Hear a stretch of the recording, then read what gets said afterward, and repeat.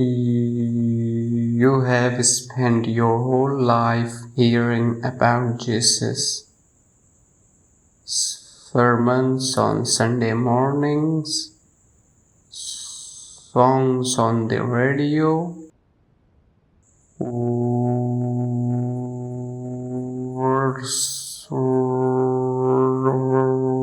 verses on coffee mugs and throw pillows and wall art in waiting rooms. His name has been spoken so many times that sometimes it washes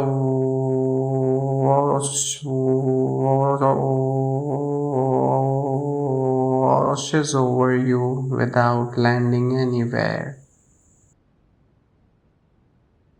But today, imagine something different. Imagine a noise finally stops. A phone stops buzzing. The notifications stop stacking up like unopened letters you cannot bring yourself to read. The world outside your window pauses, just for a moment,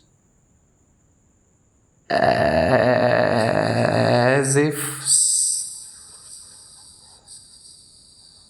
someone placed a gentle hand on everything spinning and said, "Wait." There is a simple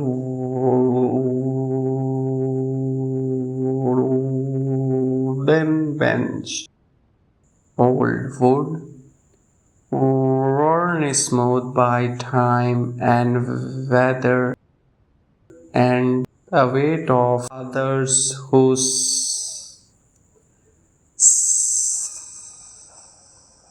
sat here before you.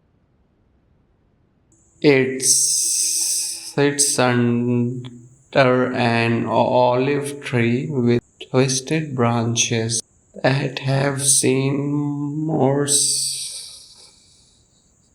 seasons than you can count. The leaves move softly, barely whispering, and Jesus is sitting there waiting for you. What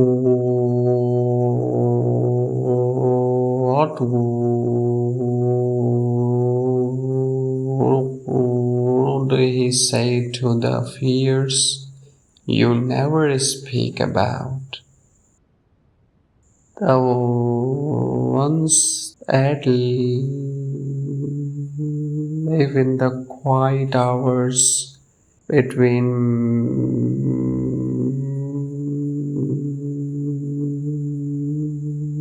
midnight and dawn.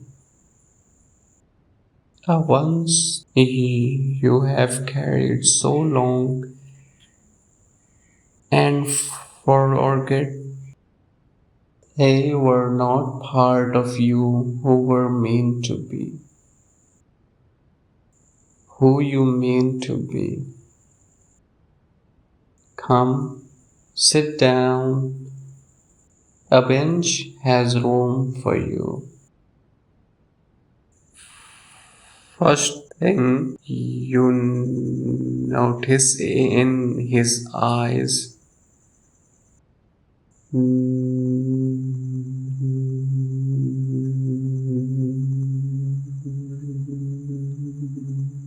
not the way artist paints them, distant, otherworldly,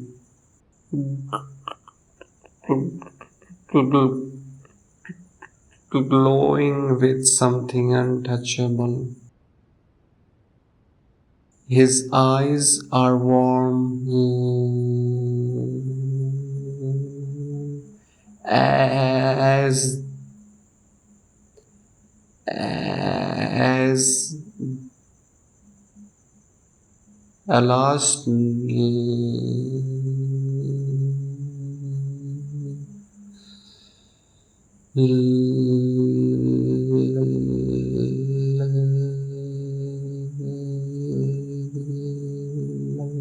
light of evening when the world turns golden and everything feels right. There is no disappointment in them, no impatience or silent tally of every time you choose fear over faith, worry over worship. Noise over quiet. He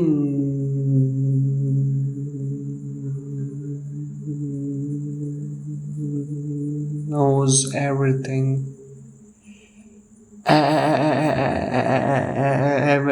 Every hidden pain you have hidden so deep you almost forgot it was there. Every shame you rehearsed in loneliness,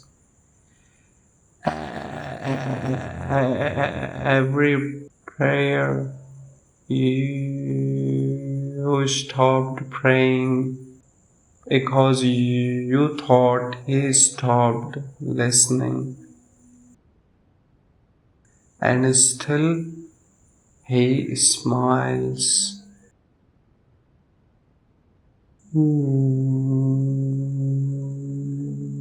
Not the tight smile people give you when they want you to finish talking.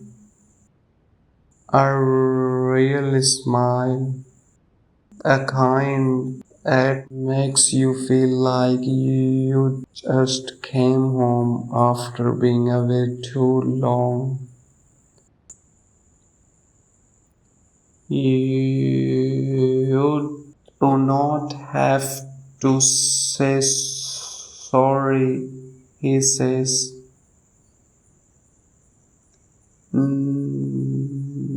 Not yet, not first, just say it with me for a while. So, you, the bench is warmer than you expected. The olive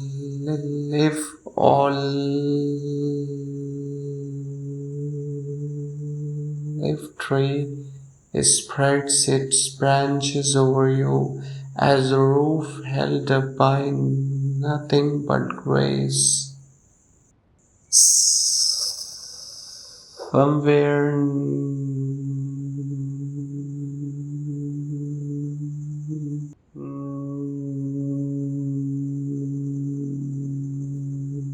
nearby, a bird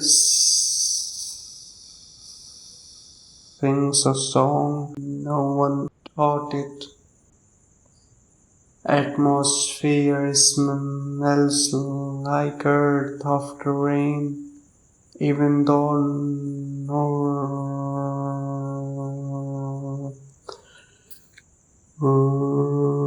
rain has fallen. Jesus does not fill the silence. He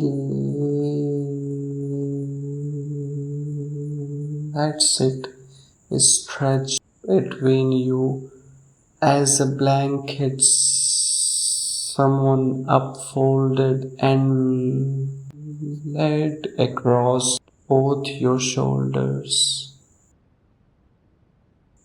For the first time in longer than you can remember, you feel no pressure to perform, or you fear that silence means something has gone wrong. He is just here with you. It simply changes something in your chest.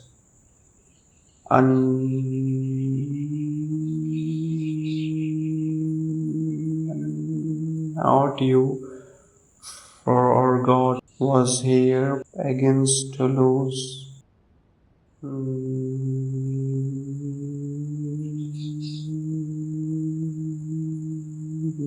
Not all the way, but something shifts, like the first crack of light you thought was locked forever. You have been carrying so much, he finally says, a statement of fact spoken without pity,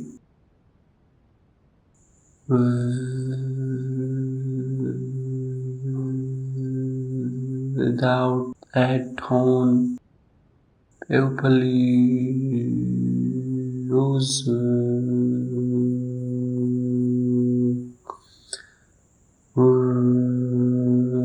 when they want to fix you. Just acknowledgement. Someone finally, finally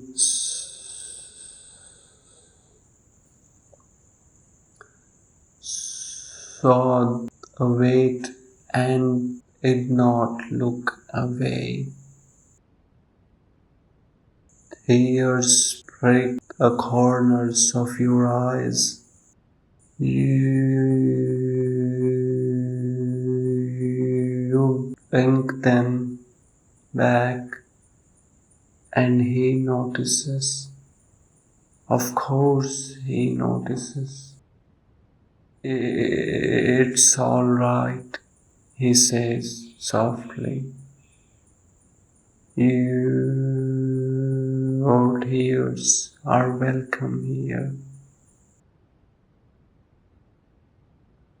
A silence returns. It's a different kind of silence now. The kind where two people sit together and understand each other without words. Olive trees' branches shift in a breeze you can't feel, and shadows dance across the grass like quiet thoughts moving through a peaceful mind. And Jesus turns toward you, just slightly, and begin to speak.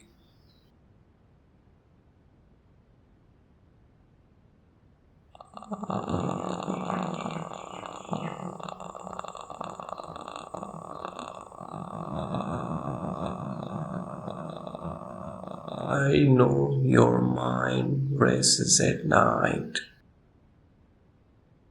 I have watched you lie awake while the house slept, running through every worst possibility. Or what if this happens? What if everything falls apart? What if tomorrow brings something you cannot survive? He pauses, letting of those words settle. You think worry prepares you,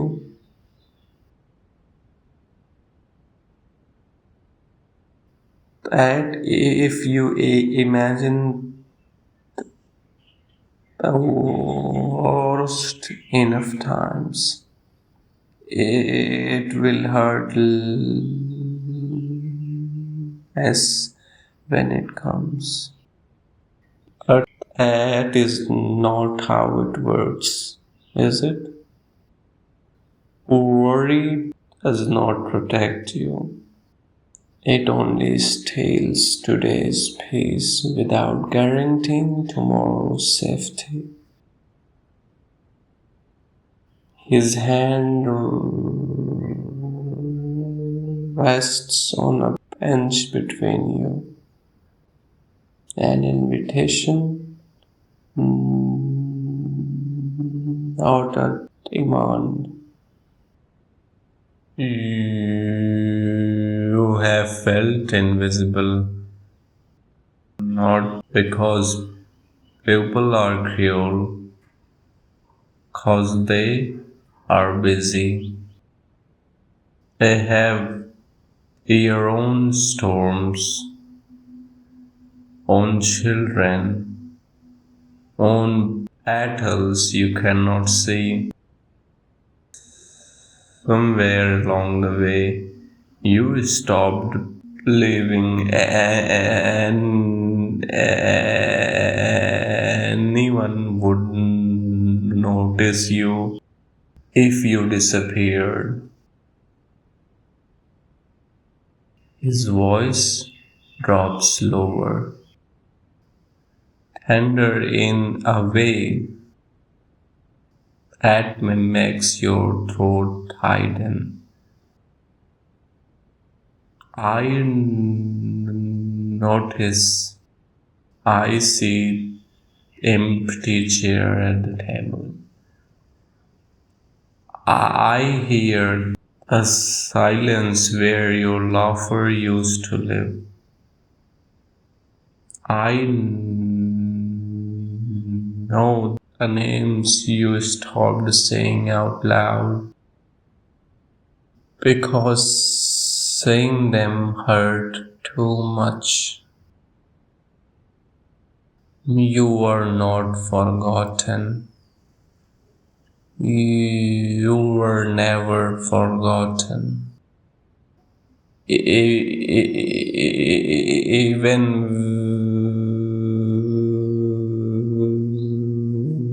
when phone does not ring, even when an invitation never comes, even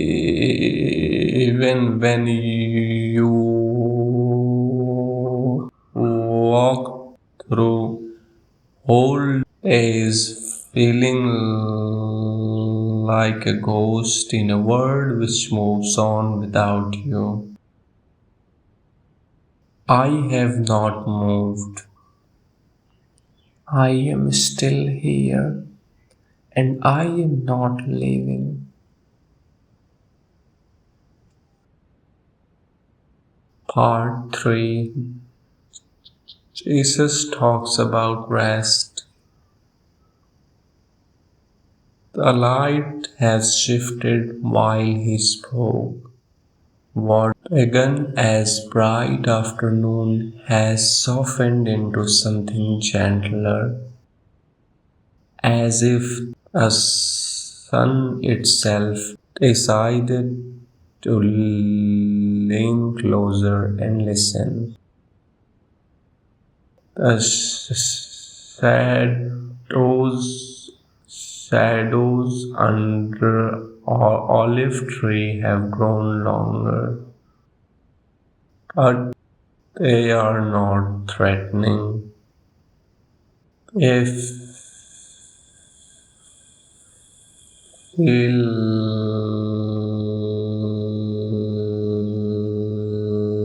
like rest, Jesus is quiet for a moment,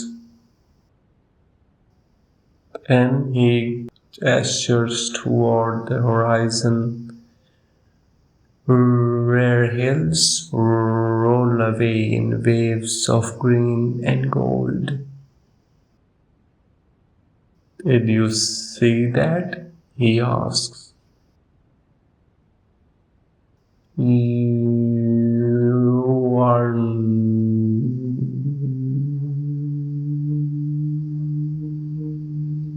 not sure what you are supposed to see. Hills, grass, and narrow path winding toward a grove of trees in the distance. Peace is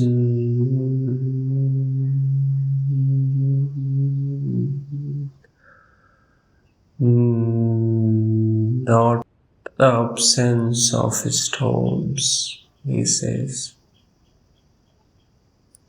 Peace is knowing who sits beside you in the middle of them. He turns back to face you fully. You have been taught that rest is something you earn. Finish this project and you can breathe, overcome this struggle, and you can finally relax. But that is not rest. That is a ceasefire, and it never lasts. His voice takes on a quality to recognize from somewhere deep in your memory. Come to me, all you who are weary and burdened, and I will give you rest. Words are familiar. I'm sure you have heard them 100 times. But here, sitting on this bench, with his voice wrapping around each syllable